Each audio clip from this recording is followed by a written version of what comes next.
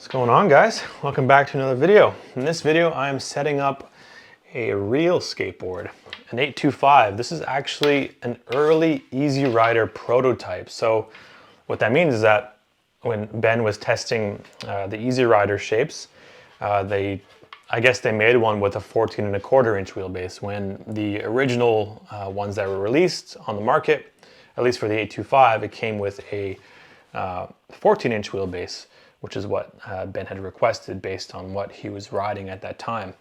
I haven't gotten confirmation yet. I did actually text him to see. I think this might be the same or similar shape that he is currently riding, which is basically the Easy Rider mold on an 825 with a 14.25 inch wheelbase.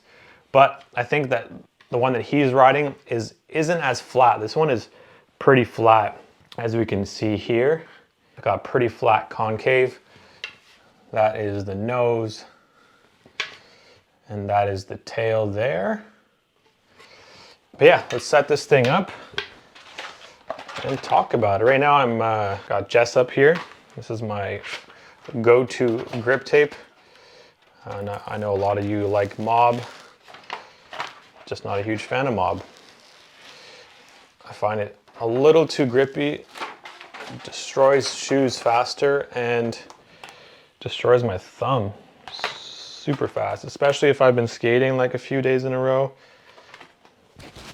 It's not fun to just get a destroyed thumb. If I had the choice though, I mean, I think I would skate Alvear grip tape, but you know, can't always get that. It's not easy to get it locally. Not all shops have it. And I bought this Amazon roll here a few years ago, and it's just been lasting me. I've had it for a while. It's great. It's great to have. Nice, that laid down good. Let's scrape it up.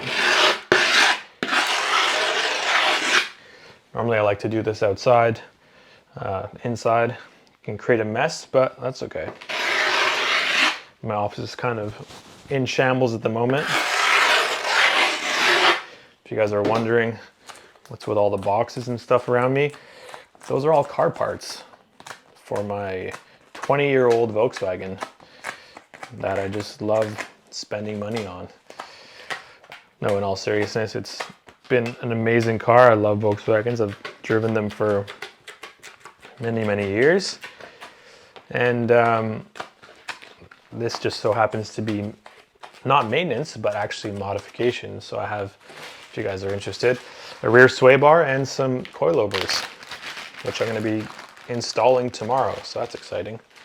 Comment below if you guys are into cars as well and you'd be into seeing a video like that, because I thought about maybe filming the process. I'm going to go to my mechanics tomorrow, and he's going to help me install them. Oh my god, this blade is dull. Bought a box of blades on Amazon, and of course, like, they're not the best quality, but it does the job. I'm liking that blue top layer. I think that's going to look good. I think this is actually the second board with this exact shape that I mentioned that I've skated, and I remember not loving it, to be honest, but it's all I have at the moment, and sometimes you just got to skate what you got. Although I did just order 2 Baker 825 OG shape. I love that shape, and if there was some way to continue to get those and not break the bank while doing it, hear this, guys. I spent $240 for 2 boards. That's the cost of boards in Canada. It's unfortunate because I actually barely got to skate the one that I had. I had an 825 Baker board. I actually snapped the nose doing a frontside flip. I haven't broken a board in like 6 years or something like that, which is kind of crazy. I'm not one to break boards. It broke. That I am. Let's see if we can do this all in one good slice. You know what actually dulls it quickly is the glue from the grip tape. Come on. There we go. One clean slice all the way around.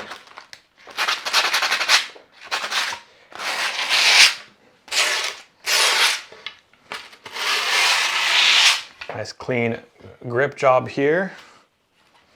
Looks good. You know what? I'm not a huge fan of the look of the nose and tail.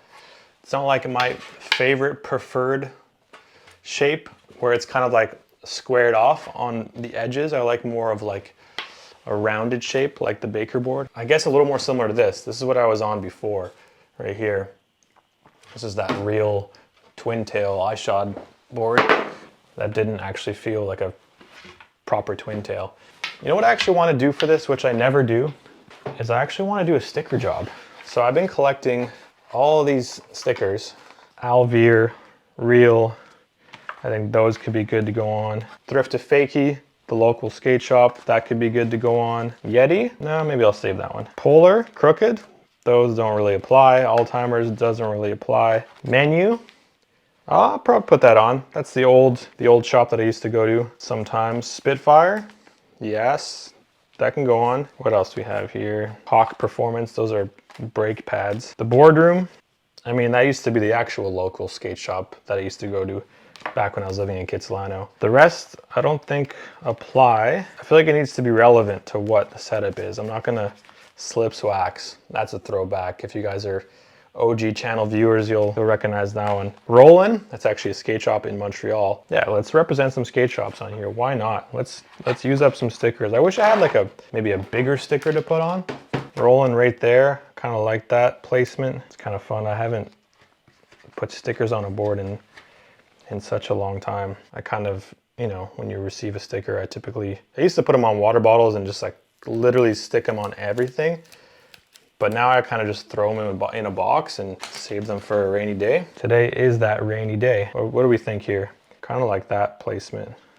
Why not? I think this is one of those stickers that will come off, but the letters will stay. It is, yes. And it lines up perfectly so that the bolt holes are still showing there. Spitfire sticker, definitely. Believe it or not, these Spitfire stickers are actually made at the same place that they make the wheels and Thunder trucks and Venture trucks and the skateboard. It's all made at BBS, which is down in Mexico. I had the opportunity to actually go visit that last year with Ben, which was such a cool experience. We got to like pick trucks, actually these trucks right here, directly off the production line. I put like my own gold hardware on there with the white bushing from Ventures, so a little bit custom. That was a really cool experience, being able to like see the whole production from like a board being started to finished, as well as like the wheels. What a cool production and like attention to detail. All right, Thrift to Fakie sticker. If you guys are ever in Maple Ridge, go check out Thrift to Fakie.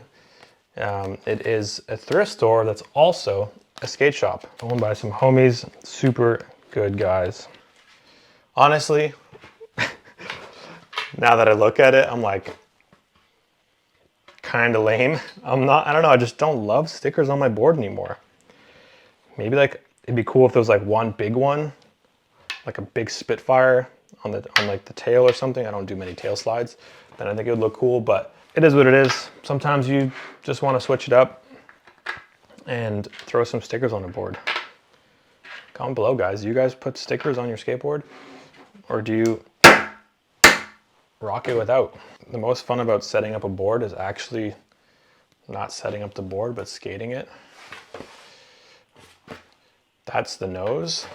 I haven't done this in a while, but you ever throw the back truck on the back, or rather the back truck on the front truck on the back by accident?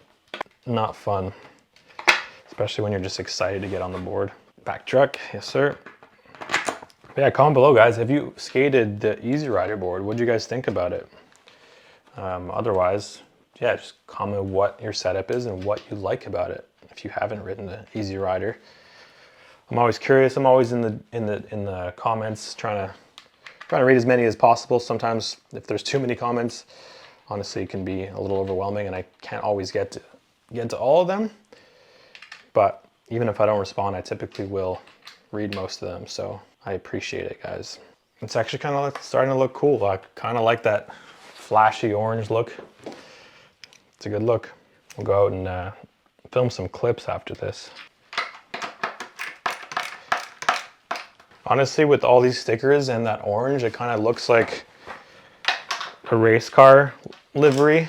Super high contrast color in your face. So although this might not be the exact setup that Ben skates, at least the board is similar.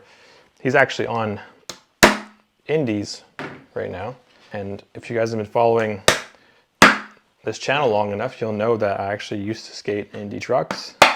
But then I tried some Thunders and realized that I actually preferred the lower to the ground feeling for my flip tricks, especially kick flips. When I started skating again after having stopped for nearly 10 years, coming back, my kick flips were one of the biggest thing that took me a while to figure out how to do them properly without them not flipping quickly and kind of just rolling over. When I switched to Thunders, they started clicking a little bit better, less rocket, more of a quicker flick, more precise. Yeah, and ever since then I kind of just stuck to Thunders. So yeah, if you guys are curious, this is a Thunder 148 Lite, which I really like on an 825 because you get just enough width where it's not wide like a 149. It doesn't you can, when you look down at your board, you can slightly see the bolt. You know, it's not inset like a 147 would be, which I like. I don't like when it's too inset, and I also don't like when it pokes. So for me, it's just the perfect truck for 8125 to 825, which is kind of my Goldilocks for board size. I find as soon as I go down to an 8, although I like it, I find my feet are just a little too big for it. And if I go up to an 838, I find it's just slightly too big. I mean, I can make it work. I could skate 838s, 8.5s, but yeah, this is just my preferred size, the 825. This is probably not the case, but sometimes you look at a board and it's super shiny and almost looks slick. You feel like it's gonna slide super well. So yeah, I'm excited to let's go skate this thing. That's my board setup. So in the next video, you'll probably see me skating it. If you're still watching, go skate.